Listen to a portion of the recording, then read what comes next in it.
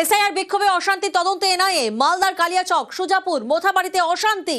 আজ মালদার একাধিক এলাকায় এনআইএ তথ্য সংগ্রহ। মোথাবাড়ি কালিয়াচক থানা হয়ে ঘটনাস্থলে তদন্তে এনআইএ। বুধবার নামবাদের প্রতিবাদ বিক্ষোভ, 7 বিচারককে ঘেরাও করা হয়। আর এরপরেই সুপ্রিম কোর্টের নির্দেশে এনআইএকে তদন্তভার দিয়েছে নির্বাচন কমিশন।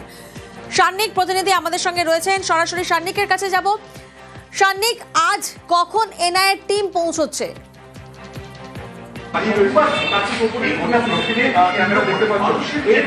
দেখো, এখনো পর্যন্ত যা খবর রয়েছে আরো মোটামুটি ঘন্টা 3-এর মধ্যে এনআইএর তদন্তকারী আধিকারিকরা তারা পৌঁছতে পারেন মোথাবাড়িতে। মোথাবাড়িতে পৌঁছানোর পর প্রথমে তারা মোথাবাড়ি থানায় যাবেন, তেমনটাই এখনো পর্যন্ত খবর। সেখান থেকে এখনো পর্যন্ত পশ্চিমবঙ্গ পুলিশের তরফে যে তদন্ত এগিয়েছে সেই তদন্তের রিপোর্ট তারা যেমন একদিকে নেবেন, পাশাপাশি কেস ডায়েরি হ্যান্ডওভার হয়ে যাওয়ার পরে তারপর তারা অফিসিয়ালি তারা তদন্ত শুরু করবেন। তদন্ত শুরু করার ক্ষেত্রে অত্যন্ত গুরুত্বপূর্ণ স্পট যেটা, অর্থাৎ এই কালিয়াচক 2 নম্বর ব্লক অফিস, বিডিও অফিস যেটি রয়েছে, সেই অফিসে আসার পরে তারপরে তারা এখানে পৌঁছে ভেতরে সেদিন ঠিক কি ঘটেছিল, যে 7 জন জুডিশিয়াল অফিসার ছিলেন তাদেরকে বাধা দেওয়ার ক্ষেত্রে কাদের কাদের ভূমিকা ছিল সেই সমস্ত বিষয় কিন্তু তারা তদন্ত করে দেখবেন। ইতিমধ্যে আমরা যেটা জানি 18 জনকে যেমন গ্রেফতার করা হয়েছে, পাশাপাশি পুলিশের তরফে বেশ কিছু জনকে চিহ্নিত করা হয়েছিল যারা সেদিন উস্কানি দেওয়ার কাজ করেছিলেন। অর্থাৎ সেই দিনকার যখন এই ঘটনা ঘটছে তার 2 দিন আগে থেকে আন্দোলন চলছিল, কিন্তু আন্দোলন চলা সত্ত্বেও তারপরেও সেই দিন কাদের উস্কানিতে সেই দিন ঘটনা এই পরিস্থিতি নিল, এই আকার নিল, সেই বিষয়গুলোই কিন্তু এনআইএ আধিকারিকরা তারা তদন্ত করে দেখবেন। এবং এই মুহূর্তে যে ছবি দেখতে পাচ্ছ সেই বিডিও অফিসে, যেখানে বসে ভেতরে অ্যাডজুডিকেশনের যে কাজ সেই কাজ চলছিল সেদিন, জুডিশিয়াল অফিসাররা তারা সেদিন এখানে ছিলেন এবং সেখান থেকেই আগের দিন উদ্ধার করতে হয় মধ্যরাতে কেন্দ্রীয় বাহিনীর জওয়ানদের সেই জুডিশিয়াল অফিসারদের। গোটা পরিস্থিতি এখনো পর্যন্ত কিছুটা মোথাবাড়ি এলাকা শান্তিপূর্ণ থাকলেও তা সত্ত্বেও অতিরিক্ত নিরাপত্তা রাখা হয়েছে, পাশাপাশি পুলিশের তরফেও নজরদারি রাখা হয়েছে এবং গোটা পরিস্থিতিতে এখনো পর্যন্ত গোটা বিষয় নিয়ে কিন্তু এনআইএ আধিকারিকরা তদন্ত শুরু করার পরেই আরো বিস্তারিত জানা যাবে যে কারা কারা এই গোটা বিষয়ে জড়িত ছিলেন। একেবারে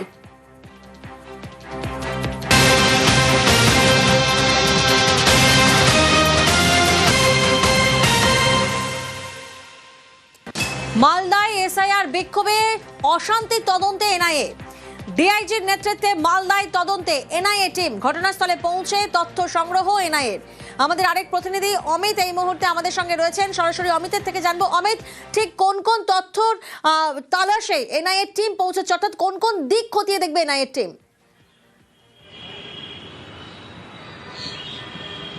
দেখো, নির্বাচন কমিশনের তরফে এনআইএকে তদন্ত করতে বলা হয়েছে এবং ইতিমধ্যে ডিআইজির নেতৃত্বে এনআইএর একটি টিম মালদার উদ্দেশ্যে রওনা হয়েছে। তারা কালিয়াচক, সুজাপুর, মোথাবাড়ি যে জায়গাগুলোতে গত পরশুদিন প্রায় 12 ঘন্টার বেশি সময় ধরে জাতীয় সড়ক অবরোধ করে রাখা, জুডিশিয়াল অফিসারদেরকে কালিয়াচক 2 নম্বর ব্লকের যে ভিডিও অফিস সেখানে দীর্ঘ সময় ধরে আটকে রাখা এবং যে ধরনের বিক্ষোভ কর্মসূচি সেখানে ঘটেছে, এমনকি যে সমস্ত ফুটেজ এখন অবধি সামনে আসছে সেই সমস্ত বিষয়গুলো নিয়ে তারা অনুসন্ধান চালাবেন।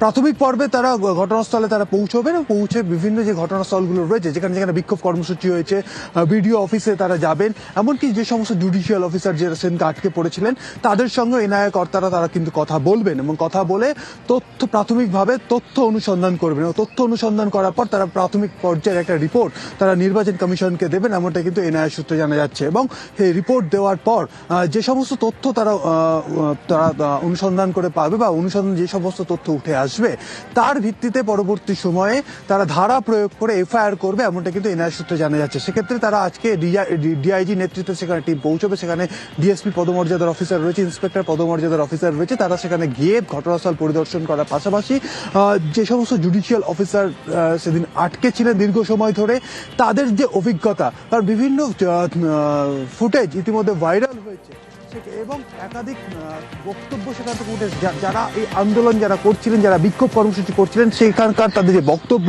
তাদের অ্যাগ্রেসিভ যে সমস্ত ছবি যেগুলো, ভিডিও যেগুলো ভাইরাল হয়েছে, সেইগুলো যেমন তারা অনুসন্ধান করবেন। এবং একই সঙ্গে পুলিশের তরফে যে পুলিশ যেহেতু ইতিমধ্যে এফআইআর করেছে, ইতিমধ্যে গ্রেপ্তার হয়েছে প্রায় 22 থেকে 23 জন, এবং তাদের কি ভূমিকা ছিল এবং এফআইআর কি সেকশনে এফআইআর হয়েছে, সমস্ত বিষয়গুলো কিন্তু এনআইএ আধিকারিকরা দেখবেন। অর্থাৎ তারা অনুসন্ধান করবেন এবং অনুসন্ধান করার পর তারা একটা প্রাথমিক পর্যায়ে কিন্তু একটা রিপোর্টও তারা নির্বাচন কমিশনকে দেবেন। এবং পরবর্তী সময়ে তথ্য অনুসন্ধান হয়ে গেলে, যেহেতু এনআইএ কে তদন্ত করতে বলা হয়েছে এবং তদন্তের যে নিয়ম রয়েছে, পর কমিশনকে প্রাথমিক রিপোর্ট দেবে এনআইএ, তথ্য সংগ্রহের পর এফআইআর করবে এনআইএ।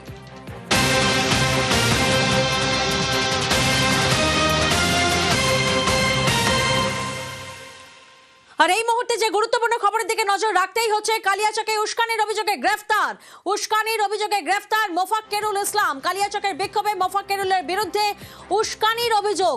আরো একবার আপনাদেরকে জানাবো, উস্কানির অভিযোগ, কালিয়াচকে উস্কানির অভিযোগে গ্রেফতার করা হয়েছে মোফাক্কেরুল ইসলামকে।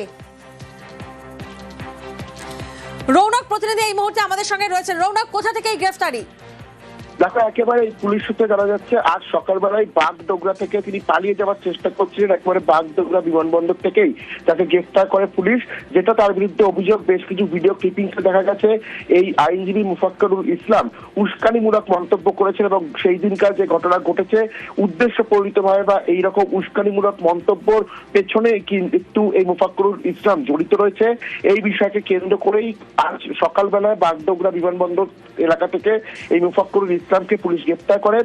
পুলিশ সূত্রে জানা গেছে যে মোফাক্কেরুল ইসলাম তিনি কিন্তু বাগডোগরা বিমানবন্দর থেকেই পালিয়ে যাওয়ার চেষ্টা করছিলেন এবং এই ঘটনার পেছনে একেবারে যে তিনি জড়িত রয়েছেন এবং তিনি যে মাস্টার মাইন্ড, তাও কিন্তু ইতিমধ্যে পুলিশের তরফ থেকে খতিয়ে দেখা হচ্ছে।